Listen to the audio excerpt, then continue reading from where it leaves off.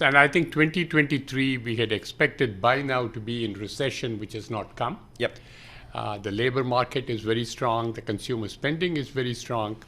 I think what was underestimated was the extent of stimulus there was in the system, both in terms of the fiscal stimulus, which came from the final months of the Trump administration, first few months of the Biden administration.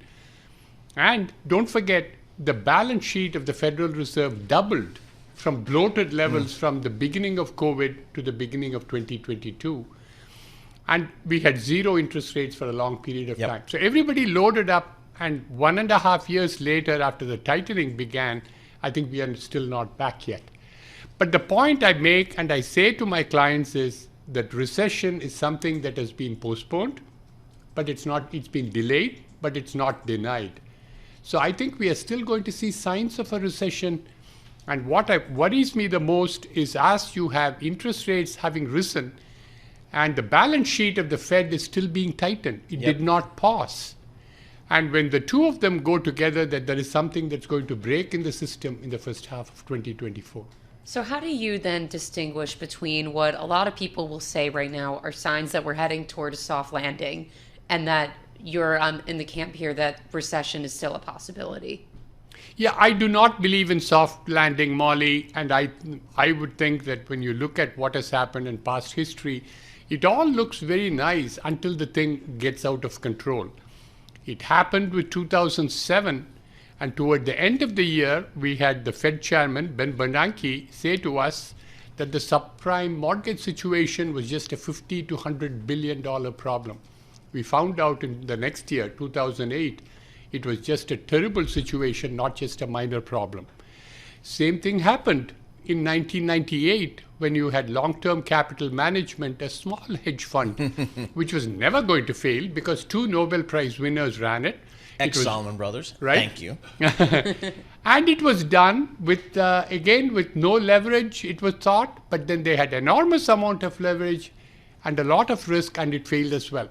So it is all, I like to say that it is all lit up until it darkens, the opposite of what we normally say. Is there some event out there that you're concerned could be that long-term capital management moment, or could be the subprime issue for in 2007, 2000? Is there something out there that concerns you in terms of catalyst? Paul, I have a few candidates. One is, I had said before the March regional banking crisis there might be a credit event, but we survived that. It was a credit event.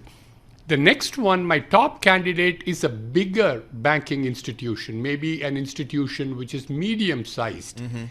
And why do they suffer? They suffer because they loaded up on long-dated bonds when Jerome Powell told us inflation is going to be transitory. So in that case, I should buy 10-year treasuries at 2% because I'm expecting it to go to 1%, right? It didn't. It went the other way. So that's one candidate. Wouldn't that have already happened, though, by now? If that were to blow up, similar to the small banks that we saw in March? Not yet, Molly, and I'll tell you why I think it hasn't happened yet. If you look at the bank numbers, the deposits with the U.S. banking system has been steadily going down. The delinquency rate is starting to pick up, and the balance sheet is being reduced as far as the Fed is concerned. When you put them all together, suddenly something clicks. It doesn't happen gradually. So which is why I think timing-wise, I would look for the first quarter of 2024 is when something breaks again. So we talked about commercial real estate as the third. You can also have, again, a crunch on the credit side, which is already taking place. My final candidate is a repeat of what happened in the United Kingdom, September, October of 2022. Bond yields rise a lot. There it was the gilt yields, and here we are talking about treasury yields, and pension funds incur huge losses.